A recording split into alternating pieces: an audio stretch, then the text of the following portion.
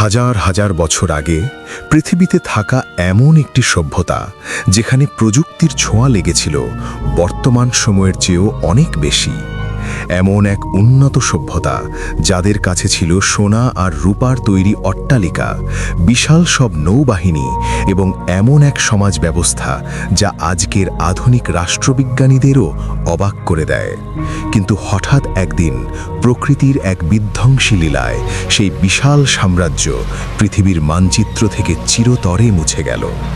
মাত্র একদিনের ভয়াবহ জলোচ্ছ্বাস আর ভূমিকম্পে গভীর সমুদ্রের নীল অতলে হারিয়ে গেল এক জাদুকরী শহর, আটলান্টিস। হাজার হাজার বছর ধরে মানুষ এটাকে শুধু একটা রূপকথা বা কল্পকাহিনী ভেবে এসেছে, কিন্তু সম্প্রতি সমুদ্রের গভীর থেকে পাওয়া কিছু অদ্ভুত তথ্য আর মহাকাশ থেকে তোলা স্যাটেলাইট ইমেজ বিজ্ঞানীদের কপালে চিন্তার ভাঁজ ফেলে দিয়েছে। আটলান্টিস কি সত্যিই কোনো মনগড়া গল্প, নাকি পৃথিবীর ইতিহাসের সবচেয়ে বড় ঢাকা পড়ে যাওয়া সত্য, যা আমাদের কাছ থেকে ইচ্ছে করে লুকিয়ে রাখা হয়েছে? আজকের এই ভিডিওতে আমরা আটলান্টিস নিয়ে এমন কিছু রহস্য উন্মোচন করব যা জানার পর আপনার রাতের ঘুম উড়ে যেতে পারে। আজ নিশ বাংলার বিশেষ আয়োজনে চলুন ডুব দেয়া যাক আটলান্টিক মহাসাগরের সেই অন্ধকার অতলে, যেখানে হয়তো আজও ঘুমিয়ে আছে ইতিহাসের সবচেয়ে বড় রহস্য। আটলান্টিসের এই রোমাঞ্চকর গল্পের সূত্রপাত ঘটেছিল আজ থেকে প্রায় 2300 বছর আগে। বিখ্যাত গ্রিক দার্শনিক প্লেটো তার টাইমিয়াস এবং ক্রিটিয়াস নামক দুটি বইতে প্রথম এই হারানো সাম্রাজ্যের কথা বর্ণনা করেন। প্লেটোর মতে আটলান্টিস ছিল একটি বিশাল দ্বীপ মহাদেশ, যা পিলার্স অফ হারকিউলিস বা বর্তমান জিব্রাল্টার প্রণালীর ঠিক পরেই অবস্থিত ছিল। এই শহরটি ছিল সমুদ্রের দেবতা পোসাইডনের নিজস্ব এলাকা। প্লেটো লিখেছিলেন, আটলান্টিসের গঠন ছিল দেখার মতো। এটি কতগুলো বিশাল গোলক বা রিংয়ের মতো তৈরি করা হয়েছিল। মাটির রিংয়ের পর পানির রিং, এভাবে সাজানো ছিল পুরো শহরটি। শহরের ঠিক মাঝখানে ছিল পোসাইডনের এক বিশাল আকার মন্দির, যার সোনা, রূপা এবং অরিকাচাম নামক এক রহস্যময় লালচে ধাতু দিয়ে মোড়ানো ছিল। আটলান্টিসের মানুষরা ছিল অসম্ভব রকমের ধনী এবং জ্ঞানী।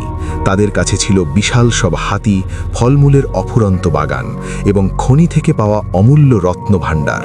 কিন্তু তাদের সবচেয়ে বড় শক্তি ছিল তাদের অজেয় নৌবাহিনী।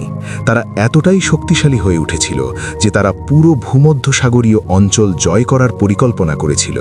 এমনকি তারা প্রাচীন এথেন্স আক্রমণ করার চেষ্টাও করেছিল। কিন্তু প্লেটোর বর্ণনায় একটি মোড় আসে। তিনি বলেন, আটলান্টিসের মানুষরা যখন ধীরে ধীরে তাদের নৈতিকতা হারিয়ে ফেলল এবং অতিরিক্ত লোভ এবং অহংকারে মত্ত হয়ে উঠল, তখন দেবতারা তাদের ওপর রুষ্ট হলেন। ফলস্বরূপ এক চরম প্রাকৃতিক বিপর্যয়ে পুরো দ্বীপটি সমুদ্রের নিচে তলিয়ে যায়। প্লেটো দাবি করেছিলেন, এই গল্পটি তিনি তার পূর্বপুরুষ সোলনের কাছ থেকে শুনেছেন, যিনি আবার এটি মিশরীয় পুরোহিতদের কাছ থেকে জেনেছিলেন। এখন প্রশ্ন হলো, প্লেটো কি আসলেই কোনো সত্য ঘটনার কথা বলেছিলেন, নাকি এটি ছিল তার কোনো রাজনৈতিক শিক্ষা দেওয়ার কৌশল? গত কয়েক শতাব্দী ধরে শত শত গবেষক, প্রত্নতাত্ত্বিক এবং অভিযাত্রী এই প্রশ্নের উত্তর খুঁজে চলেছেন। যদি আটলান্টিস সত্যিই থেকে থাকে, তবে সেটি এখন কোথায়? গবেষকদের একটা বড় অংশ মনে করেন আটলান্টিস আসলে ছিল বর্তমান গ্রিসের সান্তোরিনি দ্বীপ বা প্রাচীন থেরা। খ্রিস্টপূর্ব 1600 অব্দে সেখানে এক প্রলয়ঙ্কারী আগ্নেয়গিরির অগ্নুৎপাত ঘটেছিল, যা পুরো একটি সভ্যতাকে ধুলোয় মিশিয়ে দিয়েছিল। সেই সভ্যতার নাম ছিল মিনোয়ান সভ্যতা। অনেকের ধারণা, প্লেটো হয়তো এই মিনোয়ান সভ্যতার ধ্বংসের কাহিনীকেই আটলান্টিসের গল্পের ছাঁচে ফেলেছিলেন। তবে কিছু রোমাঞ্চপ্রিয় মানুষ বিশ্বাস করেন আটলান্টিস এখনও আটলান্টিক মহাসাগরের মাঝখানেই কোথাও চাপা পড়ে আছে। বিংশ শতাব্দীতে এডগার কেসি নামক এক বিখ্যাত আমেরিকান জ্যোতিষী ভবিষ্যৎবাণী করেছিলেন যে বাহামা দ্বীপপুঞ্জের কাছে আটলান্টিসের ধ্বংসাবশেষ খুঁজে পাওয়া যাবে।